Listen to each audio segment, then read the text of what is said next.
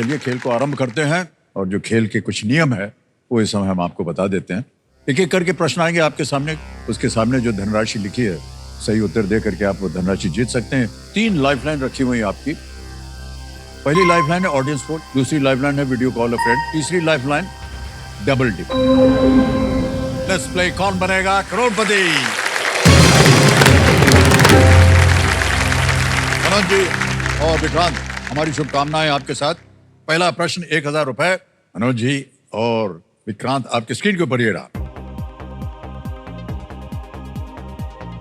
हिंदी मुहावरा आसमान से गिरा डैश में अटका तो क्या पूरा करता है? What completes the Hindi idiom आसमान से गिरा डैश में अटका? ऑप्शन देखिए, ए कांटों, बी खजूर, सी टापू, ये डी समंदर। कांटों, खजूर, टापू, समंदर, बोलिए सर। बी खजूर।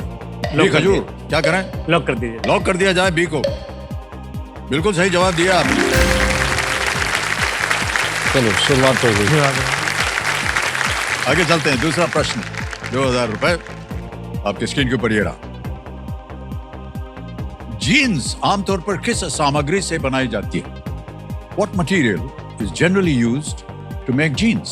ऑप्शन देखिए, ए वुल, बी सैटिन, सी डेनिम, डी लेदर। ऊन, सैटिन, डेनिम या चमड़ा? सर सी डेनिम को लॉक कर दिया जाए। जी सी कह रहे हैं, डेनिम। इस पे ताला लगा जाए। वाह, बिल्कुल सही उत्तर दिया आपने। 2000 जीत गया। ऑलराइट, एक और ऐसे ही हम पूछ रहे हैं आपसे कि जी सर, कोई ऐसा वाक्य आपको लगा मनोज जी के जीवन का जिसने आपको प्रभावित किया कि नहीं, मुझे ये फिल्म करनी है? सर मुझे पहले जो इस फिल्म के प्रोड्यूसर डायरेक्टर हैं विधु विनोद चोपड़ा जी, जी हाँ, जी हाँ, मुझे जब उन्होंने बुलाया तो अनफॉर्चुनेटली 12th फेल नाम की किताब है, मुझे पता नहीं थी सर। ओह, स्क्रिप्ट के पहले मुझे कहा पहले तुम किताब पढ़ो, अगर किताब पसंद आएगी तो तुम्हें स्क्रिप्ट देंगे। तो रात के 3 साढ़े 3 बज रहे थे और एक पॉइंट पे आके मैं बहुत रोने लग गया और किताब को मैंने साइड पे रख लिया। And that is when I actually thought कि ये गॉड सेंड है ये कहानी मेरे लिए। फिल्म में आपने देखा होगा कि मनोज के पिताजी मनोज से पहली बार आटा चक्की पे आके मिलते हैं। जी हाँ। और वहां पे एक बेटा पिता बन जाता है और एक पिता बेटा बन जाता है, जिसे रोल रिवर्सल कहते हैं। मेरी खुद की पर्सनल लाइफ से बहुत रेजोनेट किया, क्योंकि मेरी खुद की लाइफ में एक ऐसा वक्त आया था जब मैं आई एम 37 पर मैं 20-21 साल से ऑलरेडी काम कर रहा हूँ सर, प्रोफेशनली। तो जब 17 की उम्र हुई और जब पिताजी के कंधे थोड़े से झुके हुए देखे और जब ऐसा लगा कि शायद भार थोड़ा बढ़ रहा है और थोड़ी जिम्मेदारी लेनी होगी, तो पहली और आखिरी बार आई थिंक मेरे फादर ने और मैंने दिल खोल के बात की थी। मुझे कुछ पैसों की ज़रूरत थी, 10,000 रुपये मुझे चाहिए थे। हमने उनका दफ्तर भी कभी देखा नहीं था सर, कि पता था कि अंधेरी में कहीं पे है, भवंस कॉलेज के पीछे। तो अर्जेंसी में उन्होंने मुझे ऑफिस बुलाया अपने। तो जब मैं ऑफिस गया उनके, तब मैंने देखा कि उनके पास एक प्रॉपर डेस्क भी नहीं है, सिर्फ एक टेबल है और एक प्लास्टिक की कुर्सी लगा के रखी हुई है वहां पे। बगल में उनके एस्ट्रे पड़ी हुई थी और वो पूरी भरी हुई थी सर। उनकी आंखें लाल थी, बहुत परेशान लग रहे थे। पैसे तो मैंने ले लिए, पैसे लेके मैं घर की तरफ निकला, जहां जाना था वहां निकला। लेकिन रात को जब वो घर आए तब मैंने उनसे कहा कि ये क्या कर रहे हैं आप, मतलब आप अपनी सेहत का ख्याल क्यों नहीं रख रहे हैं? And you look very disturbed, is everything all right? तो हम एक 1 रूम किचन में रहते थे, 1 बेडरूम हॉल में रहते थे। तो पापा ने कहा कि चल नीचे चलते हैं वॉक करने। तो जब हम नीचे गए थे तो पहली बार हमारी दिल खोल के बात हुई थी। और तब मेरे साथ भी ऐसा हुआ था कि एक फीलिंग आ गई थी कि अब आई थिंक लाइफ में रोल रिवर्सल का वक्त आ गया जी। And that incident and what Manoj sir went through with his father in आटा चक्की is something that actually made me believe कि अब ये कहानी कहनी पड़ेगी और ये कहानी मैं ही कहूंगा जाके। वाह वाह, बहुत बहुत खूब।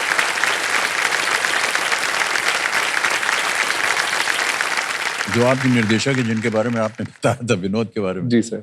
सर उनकी एक खासियत यही है, ऐसा वो विषय चुनते हैं जी जो एकदम दिल को छू जाती है बात। जी सर। बहुत मेहनती हैं वो, जी थोड़े अड़ियल हैं लेकिन मेहनती बहुत। जी सर। और सर समय के को बहुत ही अनुशासित होना बहुत पड़ता है उनके साथ। जी सर। तो डांट देंगे वो अगर जी आप सर, वो समय डांट पे नहीं लगा पहुंचे देते तो। हैं। जी सर। एक हम फिल्म कर रहे थे उनके साथ, तो रात को काफी देर हो गई, 2-3 बजे रात तक काम खत्म हुआ, तो जाने लगे तो उन्होंने कहा, हाँ अमित कल सुबह 6 बजे ऑन सेट। मैंने कहा यार पागल हो गया यार, 3 बजे रात को छोड़ोगे, 6 बजे कैसे आएंगे? नहीं नहीं आना है। तो 6:10 पे हम पहुंचे, पूरे यूनिट के सामने उसने डांट दिया, you are late by 10 minutes. Sir वो इतना वो इमर्स रहते हैं बहुत अपनी पैशनेट है फिल्म, सर, बहुत बहुत पैशनेट। बहुत passionate। एक छोटा एनेक्डोट में ये एक जी, जी, सितार जी। सितार को लेके मैं बताना चाहूंगा। आर डी बर्मन जी के साथ उनका बहुत खास रिश्ता रहा है। 1942 लव स्टोरी में जी हाँ। म्यूजिक दिया उन्होंने। जब 12th फेल के लिए म्यूजिक हम बना रहे थे तो हमने एक्चुअली सिर्फ 4 ही इंस्ट्रूमेंट्स यूज किए पूरे बैकग्राउंड में। तो लगभग सर 4 महीने 5 महीने जो शांतनु मोहित्रो है, जो म्यूजिक डायरेक्टर है, वो सितार के लिए उन्होंने उनको इतना परेशान किया कि ये सितार साउंड नहीं कर रहा है राइट। बंगाल से सितार मंगाया, ओहो, जो भी मुंबई में अवेलेबल था वो सब कराया, कह रहे थे अभी भी साउंड नहीं कर रहा है राइट। 3-4 महीने बाद उन्होंने कहा कि एक काम कर, आरडी जैसा सितार लेके आ। तो शांतनु मोहित्रो ने सोर्स करके 1960s का सितार निकाला, और वो जब प्ले किया इसलिए कि ये 60s के सितार की लकड़ी जो है, वो लकड़ी की वजह से वो रिवर्ब आ रहा है, इसीलिए ये वैसा साउंड करता है, हम वही यूज करेंगे। वाह। कितने पैशनेट है। अजीब शख्स है सर जी। Alright, जितना भी आज यहाँ से जीत के जाएंगे वो एक बहुत ही नेक काज में उसका दान होगा, तो वो कौन सा वो होगा चैरिटी, ये बताएंगे? सर एक ऑर्गेनाइजेशन है जिसका नाम आम्रपाली उत्कर्ष संघ है। उस ऑर्गेनाइजेशन के बारे में मुझे एक्चुअली मनोज सर से ही पता चला। सर तो एक्चुअली ये नागपुर का ऑर्गेनाइजेशन है, हाँ, और ये एक ऐसा ऑर्गेनाइजेशन है जो पिछले 40 साल से एक राम इंगोले नाम के व्यक्ति हैं, जो कि उन बच्चों को, जो प्रोस्टिट्यूट वाले बच्चे हैं, उन बच्चों को जो खदान में, गिट्टी खदान में काम करते हैं, उन बच्चों को जिनके माता पिता नहीं अनाथ हैं, उन बच्चों को अपने पास रखते हैं सर। उन्होंने बिमलाश्रम नाम की एक जगह बनाई है सर, और वो उन बच्चों को अपना नाम देते हैं। किसी का नाम अगर आलोक है, आलोक राम इंगोले, इस तरह से नाम देते हैं सर, और उसके बाद पूरी लाइफ उनको अर्पित करते हैं। वाह क्या बात है सर। मतलब उनके पास 250-300 बच्चे रहते हैं सर हर समय उनकी। और वो ऐसा नहीं करते हैं सर कि एक बार बड़े हो गए तो छोड़ दिया, शादी तक बच्चियों की शादी भी करते हैं सर। करवाते हैं, अच्छा जी। पूरा माँ, पूरे पिता का और माँ का पूरा रोल अदा करते हैं। वाह क्या बात है सर। हमारी शुभकामनाएं हैं, हम उम्मीद करते हैं कि ढेर सारी धनराशि आप लेकर के जाएं